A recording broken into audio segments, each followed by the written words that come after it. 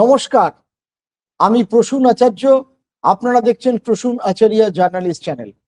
বন্ধুরা, আমি ফার্স্ট ফেজের ইলেকশনের কি প্রেডিকশন হতে পারে সেটা ভোটের দিন আপনাদের মোটামুটি বলেছিলাম।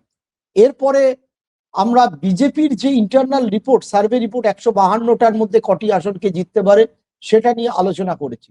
কিন্তু একেবারে ভোটের আগে এবং ভোটের ফলাফল, এক্সিট ফলাফলের আগেই আমি আপনাদের কাছে তুলে ধরব এমন একজনের অনুমান, যিনি ভোট কুশলী, যিনি পিকে অর্থাৎ প্রশান্ত কিশোরের সাথে কাজ করেছেন, অন্য রাজ্যের অ্যাডভাইজার হিসেবে কাজ করেছেন এবং এই মুহূর্তে আমাদের পশ্চিমবঙ্গ বেশ কিছু বিধানসভা কেন্দ্রে তিনি অ্যাডভাইজার।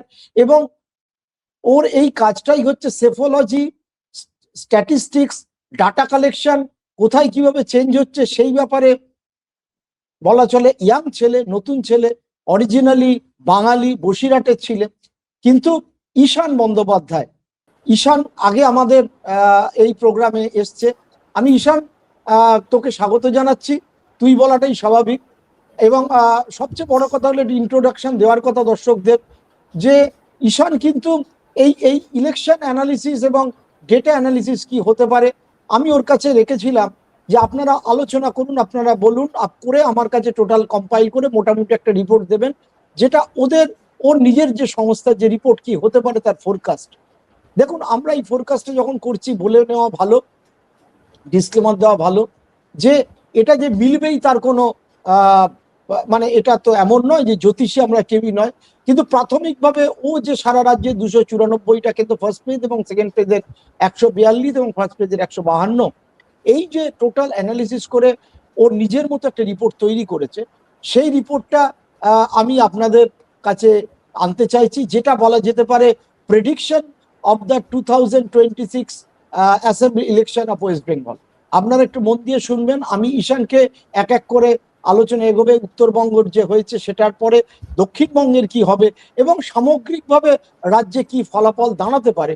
ঈশান গত 6 মাস ধরে এটার পেছনে কাজ করছে এবং আমি আবারও বলছি, এই মুহূর্তে পশ্চিমবঙ্গের বঙ্গ সন্তান যারা এই ব্যাপারে কাজ করছেন এবং এই ব্যাপারে যথেষ্ট দক্ষতার সঙ্গে কাজ করছেন, ঈশান তার মধ্যে একজন।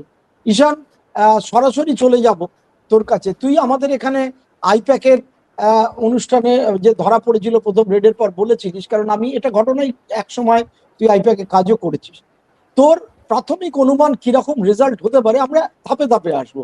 উত্তরবঙ্গের 152টার মধ্যে আমি একেবারে ডিটেল জেলাওয়ারি, সিটওয়ারি না গিয়ে সামগ্রিকভাবে কিরকম ফলাফল হতে পারে যদি একটু আলোচনা করছি। হ্যাঁ, প্রথমেই ধন্যবাদ প্রসূনদা, এই প্রোগ্রাম, এই অনুষ্ঠানে আরেকবার আমাকে আমন্ত্রণ জানানোর জন্য। আজকের দিনটা খুব সিগনিফিকেন্ট একটা কারণে, যে যখন আমরা এটা শুট করছি তখন রঘু রায়, বিখ্যাত চিত্র মানে ফটোগ্রাফার, এবং আমরা অনেকেই তাকে তার কাজ দেখে বড় হয়েছি, তিনি গত হয়েছেন। তো এটা খুব সিগনিফিকেন্ট একটা পয়েন্ট। এবং রঘু রায়ের একটা ছবি আমি দেখছিলাম যেখানে ইন্দিরা গান্ধী বসে আছেন, ইন্দিরা গান্ধীর সামনে পুরো মিনিস্ট্রি, কোটারি অফ মিনিস্ট্রি দাঁড়িয়ে আছে, তো মানে পাওয়ারের ডিনোমিনেশনের জায়গা থেকে। তো আমি এটা জাস্ট বললাম এই কারণের জন্য যে আলটিমেটলি আমরা যেটা নিয়ে আলোচনা করছি তার সঙ্গে মানে পলিটিক্সের সঙ্গে, পশ্চিমবঙ্গের পলিটিক্সের সঙ্গে পাওয়ার একটা ভীষণ সাংঘাতিক রকম ভাবে জড়িয়ে আছে।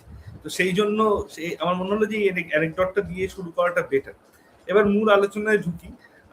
উত্তরবঙ্গের কথা আপনি বললেন। উত্তরবঙ্গে আমরা জানি যে সব মিলিয়ে দার্জিলিং, জলপাইগুড়ি, আলিপুরদুয়ার, উত্তর দিনাজপুর, দক্ষিণ দিনাজপুর, মালদা এবং কালিম্পং, এই জেলাগুলোর মোটামুটি উত্তরবঙ্গের ডিরেক্টলি তার উত্তরবঙ্গের জেলা হিসেবে পরিচিত। এবং এখানে লাস্ট ইলেকশনগুলো যদি কন্টিনিউয়াসলি দেখা যায়, সেখানে দেখা যাবে যে Trinamool being N incumbent force, এই টার্ফটা কিন্তু তৃণমূলের খুব ফেভারেবল টার্ফ নয়। যদিও 2024-এ বেশ কিছু ক্ষেত্রে তৃণমূল রিভাইভ করেছে, অনেক ক্ষেত্রে তৃণমূলের একটা রিভাইভাল হয়েছে। চা বাগানের বেল্টে তৃণমূলের পারফরমেন্স কম্পারেটিভলি ভালো হয়েছে, কিন্তু তারপরেও তৃণমূল এখানে নিজের এস্টাবলিশমেন্ট যে খুব শক্ত রাখতে পেরেছে এমনটা নয়। তার অনেকগুলো কারণ আছে, সেটা আমরা সবাই জানি। তো তার মধ্যে একটা মেন কারণ এটা একটা মেন কারণ যে 2019-এর থেকে শিক্ষা নিয়ে 2021-এ তৃণমূলের উত্তরবঙ্গের ন্যারেটিভ অনেক বেশি ছিল কমিউনিটি স্পেসিফিক ন্যারেটিভ, যেখানে রাজবংশী, কচ, তারপরে বেশ কিছু ক্ষেত্রে জলপাইগুড়ির একটা অংশের যে মতুয়া ভোট এবং তাছাড়াও আরো যে সমস্ত বিভিন্ন কমিউনিটি আছে তাদেরকে আইডেন্টিফাই করে উত্তরবঙ্গে সে তার মানে তৃণমূল অ্যাজ এ পার্টি তার নির্বাচনী পুরো প্রক্রিয়া দাঁড় করিয়েছিল। আমি যেটা এবার দেখেছি মোটামুটি, এবং যেটা ওখানকার গ্রাসরুটের থেকেও শুনেছি, এসআইআর পরবর্তী সময়ে এই ম্যাক্রো ন্যারেটিভের জায়গা থেকে কিন্তু তৃণমূল অনেকটা শিফট করে এসছে। যে জিনিসটাকে তৃণমূল অনেক বেশি প্রো বেঙ্গল অ্যান্টি বেঙ্গল এই ন্যারেটিভের দিকে অনেকগুলো জায়গায় কিন্তু নিয়ে গিয়েছে। এটা 1 নম্বর। এবং 2 নম্বর, কোচবিহারের ক্ষেত্রে পার্টিকুলারলি বেশ কিছু তৃণমূলের, তো আমরা Trinamool Congress as a party আমরা তো যেটা জানি অ্যাটলিস্ট পার্টি হিসেবে তারা যে ন্যারেটিভটা দেয় যে পারফরমেন্সই শেষ কথা, সেখানে কিন্তু অনেকের ক্ষেত্রে এই কোচবিহার জেলার ক্ষেত্রে পার্টিকুলারলি, অন্যান্য জেলাগুলোতেও কোচবিহারের ক্ষেত্রে অনেকটা বেশি, সেখানে কিন্তু এই প্যারামিটার সে তৃণমূল মানেনি। এবং সেখানে যারা আগেরবার যে সমস্ত প্রার্থী তৃণমূলের থেকে দাঁড়িয়ে কন্টেস্ট করেছিলেন এবং হেরে গিয়েছিলেন তাদেরকেই কিন্তু সেখানে রিটেন করে তাদেরকে টিকিট দেয়া হয়েছে।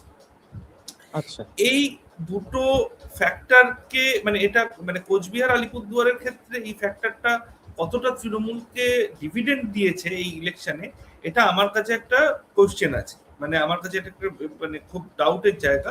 আমার মনে হয় না তো এর থেকে খুব মেজর ডিভিডেন্ড তৃণমূল পাবে বলে।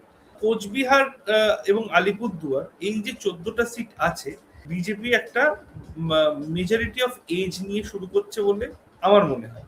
এবং আমি আমি আমি জাস্ট একটু থামাচ্ছি এই কারণে, যেহেতু আমরা নর্থ বেঙ্গল নিয়ে একাধিক আলোচনা করেছি, এই পর্যায়ে ফার্স্ট পেজটা যদি একটু সংক্ষিপ্ত করে আমরা পশ্চিমা মানে রাঢ়বঙ্গে চলে আসি, জঙ্গলমহল মোটামুটি একটা অ্যাপ্রক্সিমেটলি বলে সাউথ বেঙ্গলে আছি, কারণ আমরা যখন আলোচনা করছি সাউথ বেঙ্গলের দিকে সকলের নজর থাকবে বেশি, সেইটা আমার মনে হয় বেটার।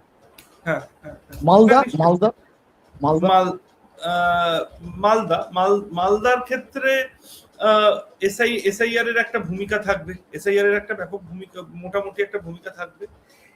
বরাবরই একটা এই কংগ্রেসের লোকসভায় জেতার পরে মালদাতে একটা ত্রিমুখী লড়াইয়ের জায়গা তৈরি হয়ে রয়েছে।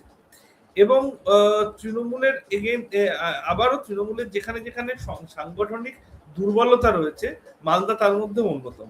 তার একটা মেজর কারণ হচ্ছে মালদার কিছু ইকোনমিক অপরচুনিটির কথা, বা মালদা সেন্ট্রিক কিছু ডেভেলপমেন্টের কথা, বা মালদা সেন্ট্রিক নর্থ বেঙ্গলের কিছু ডেভেলপমেন্টের কথা কিন্তু তৃণমূল বারবার ইগনোর করে গিয়েছে।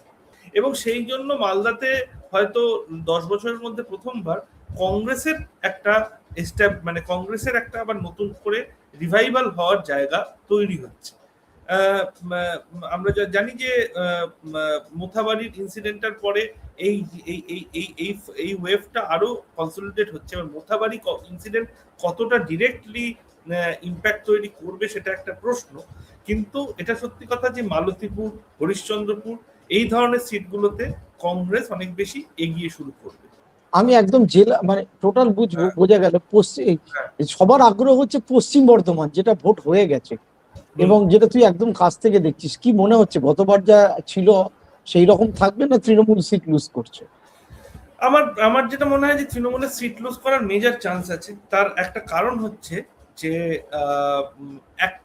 যে প্রার্থী বাছাইতে একটা ব্যাপক মানে পশ্চিম বর্ধমানের ক্ষেত্রে তৃণমূলের প্রার্থী বাছাই কতটা তৃণমূলকে সাপোর্ট করবে এটা একটা সন্দেহের জায়গা আছে। আসানসোল উত্তর ইনকামবেন্ট যে ক্যান্ডিডেট তার এগেনস্টে অনেক বেশি গ্রিভেন্স আছে, তাকে রিপিট করা হয়েছে। আসানসোল রানীগঞ্জের ক্যান্ডিডেটকে আসানসোল দক্ষিণে পাঠানো হয়েছে দাঁড়ানোর জন্য। দুটো সিটের ক্ষেত্রে তৃণমূল অলরেডি একটা ডেঞ্জারের মানে একটা পজিশন লুজিং পজিশনের গ্রাউন্ডে আছে, সেটা রানীগঞ্জ এবং আসানসোল দক্ষিণ। তার মানে সিট লুজ করার সম্ভাবনা আছে। আমি আর একটা জেলা পূর্ব মেদিনীপুরে ওভারঅল বিজেপি এগিয়ে আছে, পশ্চিম মেদিনীপুরেও কি তৃণমূল সিট কিছু লুজ করতে পারে? পশ্চিম মেদিনীপুরে তৃণমূলের সিট লুজ করার ঝাড়গ্রাম লাগোয়া যে এলাকা যেটা হ্যাঁ কুর্মী অধ্যুষিত সেই হ্যাঁ জায়গাগুলোতে কিন্তু এবং যেখানে আদিবাসী অধ্যুষিত সেই জায়গাগুলোতে কিন্তু তৃণমূল সিট লুজ করতে পারে। কিন্তু এখানে একটা ব্যাপার আছে যে খুব সিগনিফিকেন্ট, ফার্স্ট ফেজের ইলেকশনে বিজেপি অ্যাজ এ পার্টি সে কিন্তু তার যে টপ আদিবাসী মুখ যারা, ধরা যাক ঝাড়খণ্ডের কোলহান রিজিয়নের যে ফুল বিজেপির লিডারশিপ, বা উড়িষ্যার যে সিএম, তাদের কিন্তু মেজরলি ব্যবহার আচ্ছা করেন।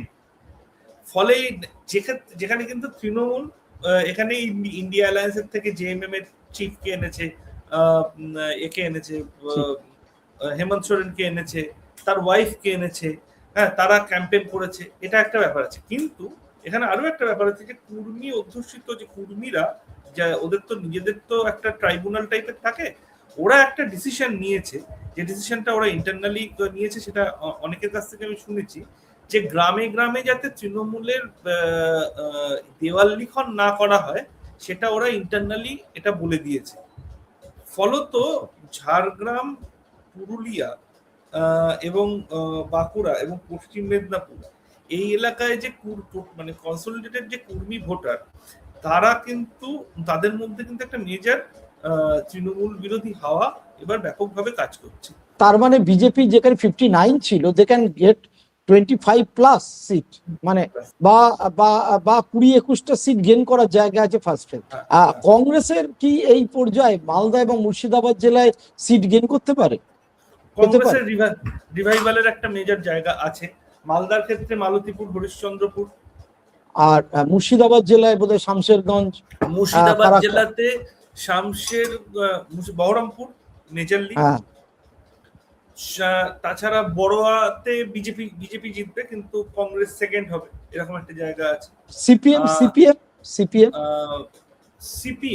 সিপিএম যেটা ডেটা দেখা যাচ্ছে, ডোমকলে সিপিএম এর রেজাল্ট ভালো হওয়া উচিত। আমি এই সিটটা পার্টিকুলারলি, আমরা মানে বেশ কিছু সিট আমরা যেগুলো একেবারে পোস্ট এসআইআর ডেটা স্টাডি করা হয়েছে, তার মধ্যে দেখা যায় ডোমকলে সিপিএম একটা মেজর এজে থেকে শুরু করবে।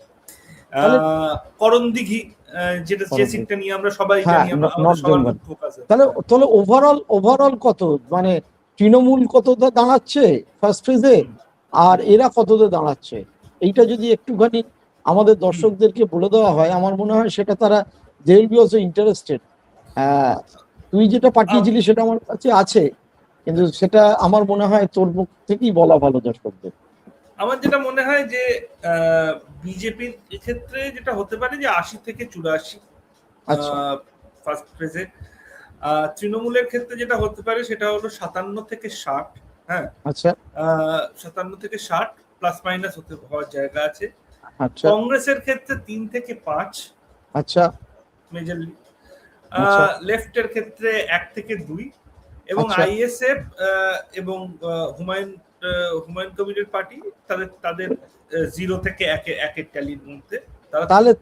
তাহলে বিজেপি যে ইন্টারনাল রিপোর্ট 75 থেকে 80, তোর কাছেও প্রায় সেরকমই মনে হচ্ছে। এবার যদি সাউথ বেঙ্গলে আসে, সাউথ বেঙ্গলে কি অবস্থা, যেটা একেবারে মমতা ব্যানার্জির গড়, মানে প্র্যাকটিক্যালি দর্শকদের জানাই, এইখানে 142টার মধ্যে বিজেপি পেয়েছিল গতবার 18টা, তৃণমূল পেয়েছিল 142টার মধ্যে 123টা। এইবার কি হতে পারে, একটু যদি জেলা ওয়ারি এই ক্ষেত্রে যদি একটুখানি স্পেসিফিক করা যায়।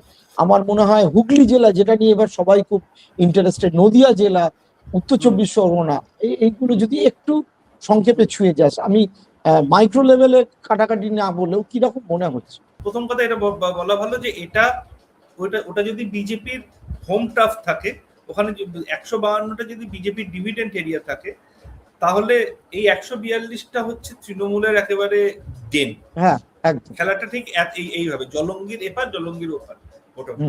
এখানে কলকাতা, নর্থ 24 পরগনা, সাউথ 24 পরগনা 11, 33, 31, মানে 64 আর 11, 75। এই 75টায় তৃণমূল চেষ্টা করবে 75-0 রাখার, পরিষ্কার। এখানে তৃণমূল সবচেয়ে বেশি নিজের এস্টাবলিশমেন্ট রাখার চেষ্টা করবে। এখানে কি মনে হচ্ছে, এখানে এবার হ্যাঁ কি মনে হচ্ছে বলতে এখানে নর্থ 24 পরগনার ক্ষেত্রে আমার যে মানে আমার যে লোকসভাতে আমার বাড়ি, সেখানে আমি যেটা দেখতে পাচ্ছি যে হিঙ্গলগঞ্জ সন্দেশখালী এখানকার রেজাল্ট তৃণমূলের এগেনস্টে যাওয়ার সম্ভাবনা আছে। ঠিক আছে, আমি মিনাখাটাও ভেবেছিলাম, কিন্তু সম্ভবত যাবে না, কারণ মিনাখাতে যে মুসলিম ভোটার পপুলেশনটা আছে সেটা তৃণমূলের দিকে এখনো তাদের একটা আস্থার জায়গা আছে। এবার যেহেতু নর্থ 24 মানে বসিরহাটের ক্ষেত্রে, বসিরহাট লোকসভার ক্ষেত্রে একটা সিগনিফিকেন্ট পয়েন্ট হচ্ছে যে আরবান স্ট্রিপটা খুব ফ্যাব্রিকেটেড, ফলত ওয়েবটা একেবারে একসঙ্গে তৈরি হয় না।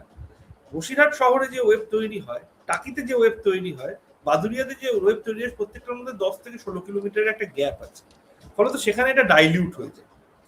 এবং এই কারণের জন্য এখানে একটা মেজর সুইং বিজেপি তৈরি করেও করতে পারে। বিজেপির যখন এখানে সবচেয়ে ভালো পারফরমেন্স ছিল, যখন বসিরহাট দক্ষিণ থেকে শ্রমিক ভট্টাচার্য বাই ইলেকশনে জিতলেন এবং লোকসভায় দাঁড়ালেন, তারপরেও কিন্তু এই 7টার মধ্যে বাইপোলে জেতার পরেও কিন্তু 7টাতে বিজেপি খুব মেজর কোনো ইম্প্যাক্ট তৈরি করতে পারেনি, এবং সেটা বিজেপির প্রথম historical win before Dilip Ghosh.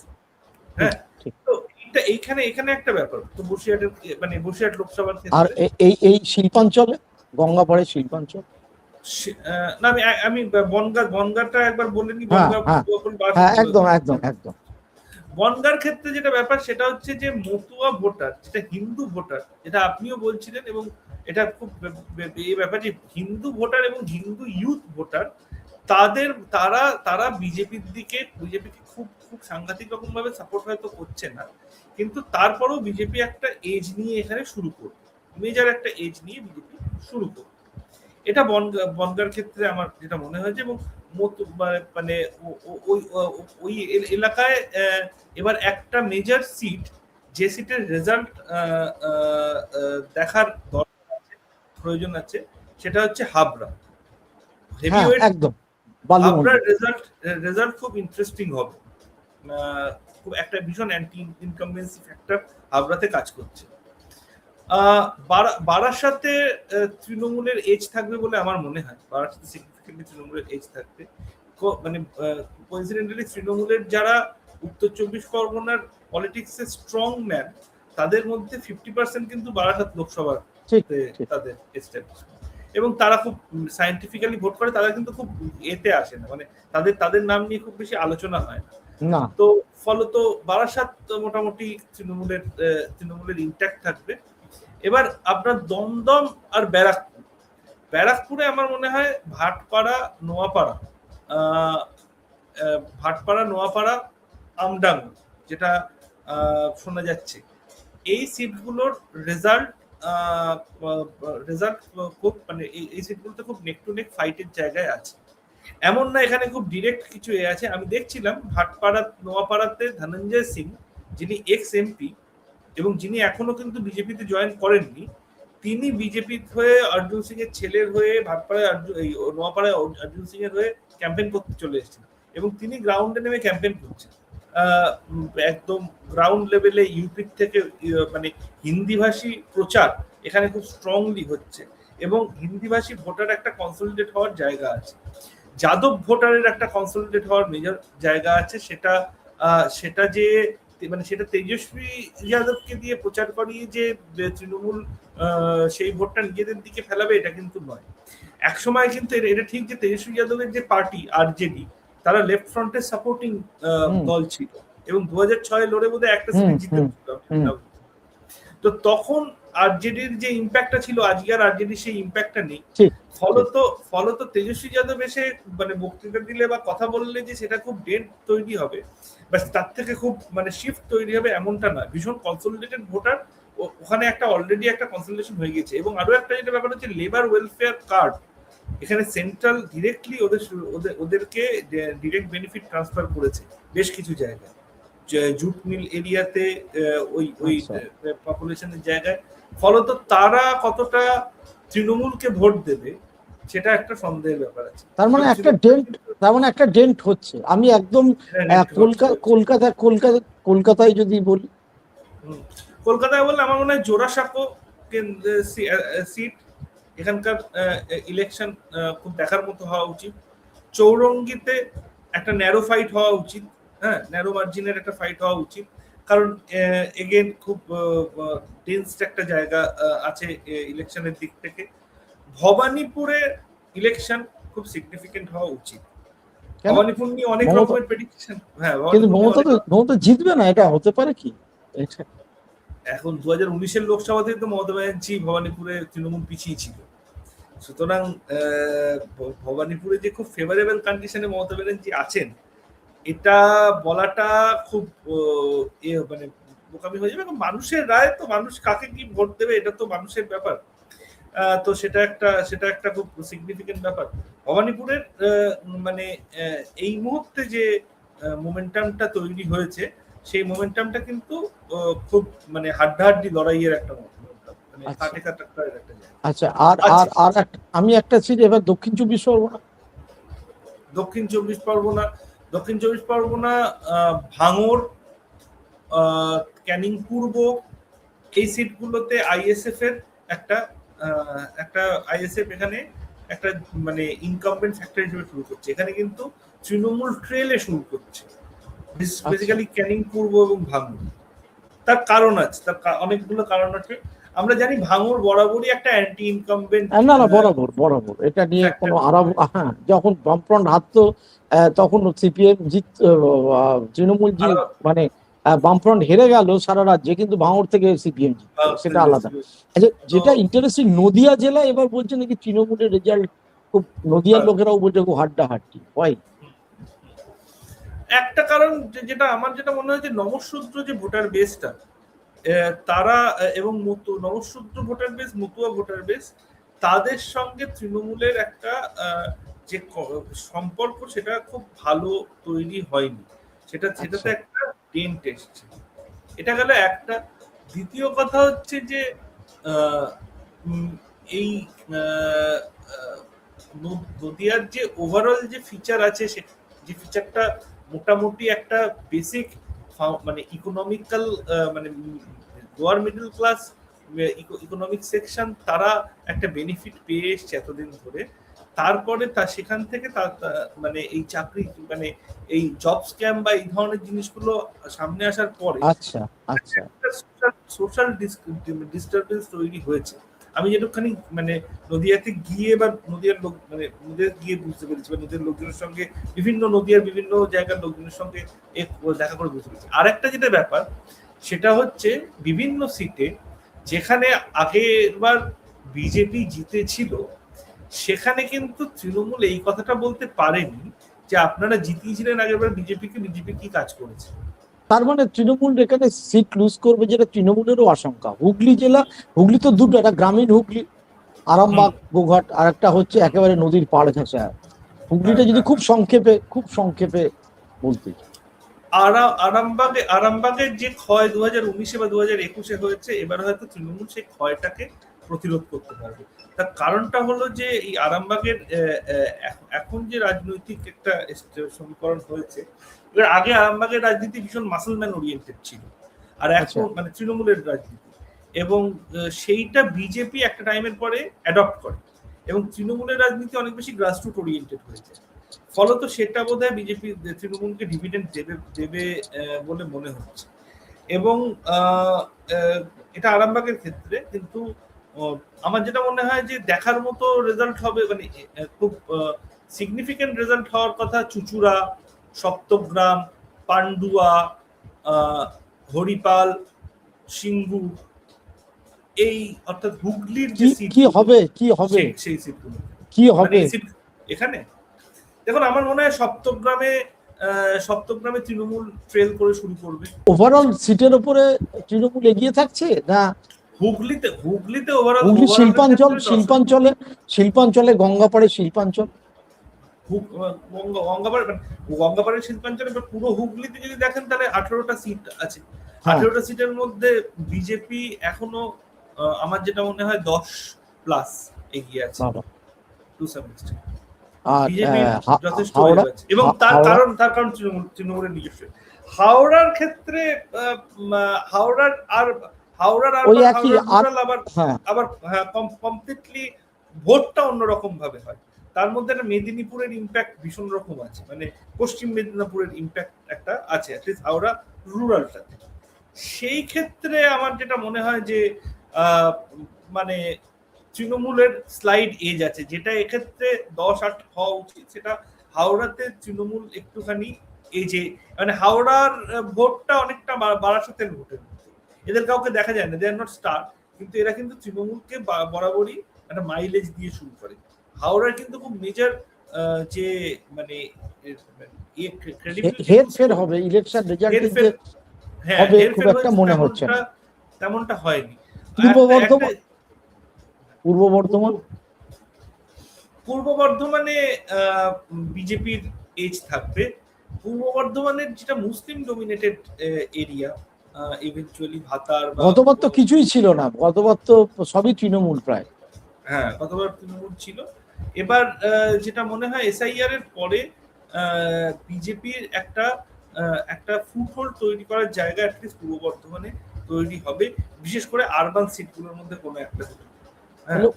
Overall তাহলে কি দাঁড়াচ্ছে, এতগুলো সিট যদি তৃণমূল বিভিন্ন জায়গায় লুজ করে, তাহলে ওভারঅল ফার্স্ট ফেজে তোর যে হিসেব, তাতে তো তৃণমূল 60-এর বেশি উঠছে না, তাহলে কি তৃণমূল ক্ষমতার বাইরে চলে যাবে, না ফাইনালি তৃণমূল জিতছে? না, আমি আমি যে কথাটা আমি 3 মাস ধরে বলেছি আপনার সঙ্গে, বিভিন্ন সময় মানে ফোনালাপেও হয়েছে, আমি সে কথাটাই আবার বলছি যে আমার যেটা মনে হয়, যে ক্ষমতায় আসুক সে 170 প্লাসের নিচে পাবে না, 170 প্লাসের উপরেও পাবে না। মানে সেটা কি তৃণমূল? তৃণমূল যেই ক্ষমতায় আসুক, ইররেসপেক্টিভ অফ দ্য পার্টি। না, আমি আরো পরিষ্কার করে জিজ্ঞেস করছি, এক্ষেত্রে তৃণমূলের 170 পাওয়ার চান্স আমার কাছে এখনো বেশি।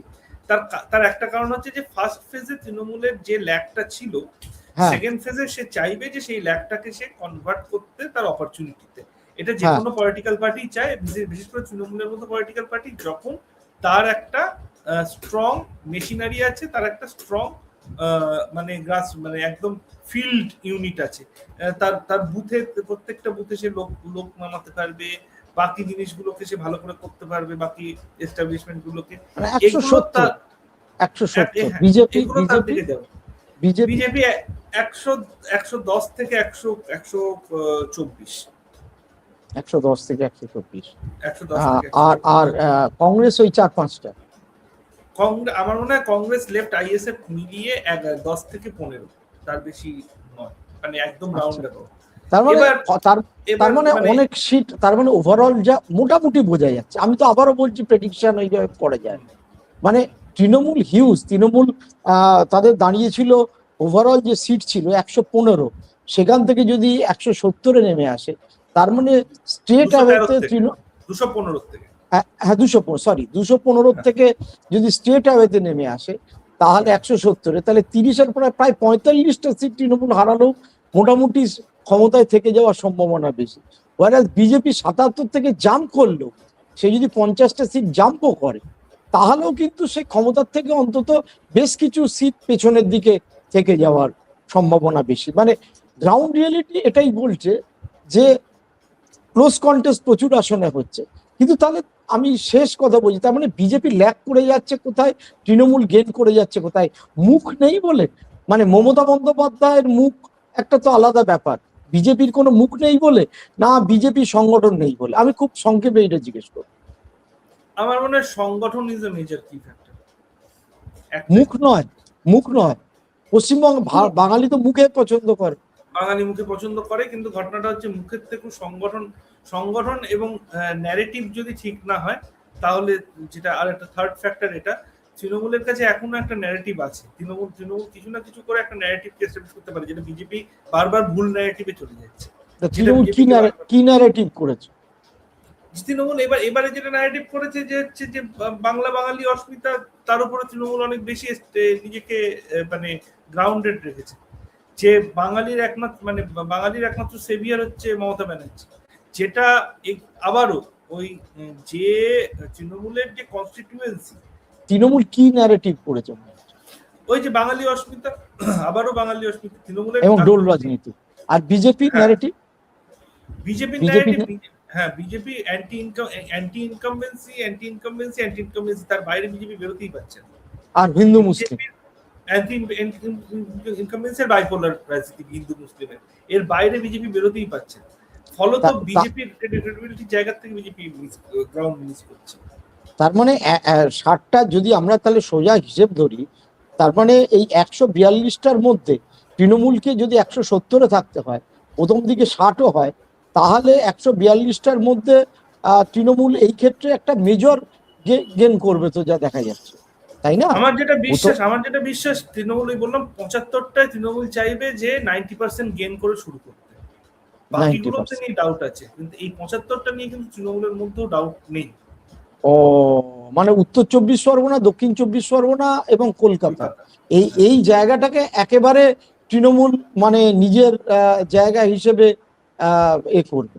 হ্যাঁ, এখানে যদি তৃণমূল যদি গড় করে নিতে পারে ভোটের দিন, তাহলে আর বাকি তৃণমূলের কিন্তু তৃণমূল অনেকটা এগিয়ে গেল। ওখানে 60টা ছিল, এখানে 75টা, তো 75-60 135 তৃণমূল এমনি চলে গেল। তারপরে বাকি জায়গা থেকে তাকে রিভাইভ করে আসতে হবে। এটা আমি মানে আপাত চোখে এটা দেখে মনে হচ্ছে। এবার ইলেকশনের অনেক রকমের ফ্যাক্টর থাকে, তবে 200+ সিট পেয়ে কেউ আসছে, এবারের ইলেকশন অ্যাটলিস্ট এইটা কোনোভাবেই হচ্ছে না, এই জায়গাটা কোনোভাবেই নেই। সেটা আমি বলছি না, আপনি সোশ্যাল মিডিয়াতে যা ন্যারেটিভ চলছে এখন, সেকেন্ড ফেজ ইলেকশনের পরে তো পোস্ট পোল অ্যানালিসিস এসে যাবে, তারপরে বাকি সমস্ত কিছু এসে যাবে, 4 তারিখ রেজাল্টই এসে যাবে, তো সেখানে আরো বোঝা যাবে। কিন্তু আমার যেটা মনে হয় না যে 200+ জায়গায় কেউ খুব একটা আছে বলে, সেটার পসিবিলিটি চান্সেস কম, কারণ অনেক বেশি ফ্র্যাকচার্ড জায়গা থেকে হচ্ছে। এবং এবার আরো একটা যেটা সিগনিফিকেন্ট ব্যাপার, যে পুরো পশ্চিমবাংলার যে সামগ্রিক, আমরা যদি পশ্চিমবঙ্গটাকে একটা ম্যাপের একটা মানে একটা দাগে ভাবি, সেখানে যতগুলো হটস্পট জোন পড়ে, মানে যে রাস্তা, বড় রাস্তা, ছোট রাস্তা ইত্যাদি ইত্যাদি, কোনো জায়গায় কিন্তু সেইভাবে ইলেকশনের ক্যাম্পেইন নিয়ে যে একটা আওয়াজ তৈরি হয়, একটা যে মানে হাইপ তৈরি হয়, সেটা কিন্তু হয়নি। মানে একটা আন্ডার কারেন্টের মধ্যেই ইলেকশনটাকে নিয়ে যাওয়া হয়েছে। মানে আমি তাহলে একটু সাম আপ করে দিই দর্শকদের জন্য। ঈশান যেটা বললো আপনারা শুনলেন পরিষ্কার, যে উত্তরবঙ্গের যে এটা ঈশানের নিজস্ব হিসেব, সেটা হচ্ছে উত্তরবঙ্গে যে 152টা প্রথম পর্বের ভোট হয়েছে, সেটা বিজেপির গড়ে হয়েছে, এবং তাতে ওর হিসেব মতো তৃণমূল পেতে পারে 60টির কাছাকাছি আসন, বিজেপি পেতে পারে 80টির কাছাকাছি আসন। কিন্তু দক্ষিণবঙ্গে যখন ইলেকশন ঢুকবে, তখন আমরা আলোচনাটা যখন আপনারা দেখবেন, উত্তরবঙ্গ হয়ে গেছে, দক্ষিণবঙ্গের ঠিক আগে 142টি আসন ওর মতামতে, উত্তর 24 পরগনা, দক্ষিণ 24 পরগনা, কলকাতা, এই 75টি আসনে প্রায় 90% স্ট্রাইক রেট রাখার চেষ্টা করে তৃণমূল। এবং এই ক্ষেত্রে যদি তৃণমূল 142টা আসনের মধ্যে গোটা 20/24টা আসন দক্ষিণবঙ্গে হেরেও যায়, তাহলেও তৃণমূল কংগ্রেস মোটামুটি 170টি আসন পেতে পারে, বিজেপি 120টির কাছাকাছি আসন পেতে পারে, 15-20টি প্লাস মাইনাস সবার ক্ষেত্রে থাকে। এবং ও একটা গ্রে এরিয়া রেখেছে, লেফট, কংগ্রেস ইত্যাদি মিলিয়ে আরো 10-12টি আসন, এবং তাহলে কেউ বাড়বে কেউ কমবে, এইরকম একটা পরিস্থিতির মধ্যে আগামী দিনকে ফলাফল হতে পারে। এটা ঈশানের মোটামুটি অভিমত, ঠিক তো? দর্শক বন্ধুরা, যারা আপনারা আমার সঙ্গে ছিলেন, লাইক করবেন, শেয়ার করবেন, কমেন্ট করবেন। আপনারা শুনলেন ঈশান কি বলেছে। আমি আরো একবার আপনাদের বলি, এটা একেবারেই ভোট কুশলী ঈশান ব্যানার্জির অনুমান। এটা ও গত 3 মাস ধরে গোটা রাজ্যে ঘুরে যেটা পেয়েছে তার নিরিখে হয়েছে। এর আগে আমি যেটা করেছিলাম বিজেপির ইন্টারনাল অনুমান, আমার নিজস্ব একটা ইন্টারনাল অনুমান করেছিলাম, কিন্তু আমি যাওয়ার থেকে দেখেছি যে যারা ভোট কুশলী তারা কিন্তু ফাইটটা কতটা ক্লোজ থেকে দেখছে। ও নিজে যেহেতু 2019, 2021 ইলেকশন খুব কাছ থেকে করেছে, 24-এর ইলেকশনও খুব কাছ থেকে করেছে, সুতরাং তার সামগ্রিক ফলাফলের বিশ্লেষণ করে এটাই মোটামুটি উঠে আসছে, 170টি আসনে তৃণমূল কংগ্রেস নিচে নামছে না। অন্যদিকে বিজেপি 110 থেকে 120-র মধ্যে থাকছে, কংগ্রেস, লেফট, আইএসএফ মিলে 10টির কাছাকাছি, 10-12টি আসনের কাছাকাছি থাকছে। লেফট আসন 1-2 জিততে পারে, কংগ্রেস 4-5টি আসন জিততে পারে, আইএসএফ 2-3টি আসন জিততে পারে। আপনারা যারা আমার সঙ্গে এটা দেখছিলেন, তারা নিশ্চয়ই সঙ্গে থাকবেন। আগামী দিন ফলাফল নিয়ে কি হবে না হবে আমাদের অবশ্যই নজর থাকবে। সকলে ভালো থাকুন, সুস্থ থাকুন, নমস্কার।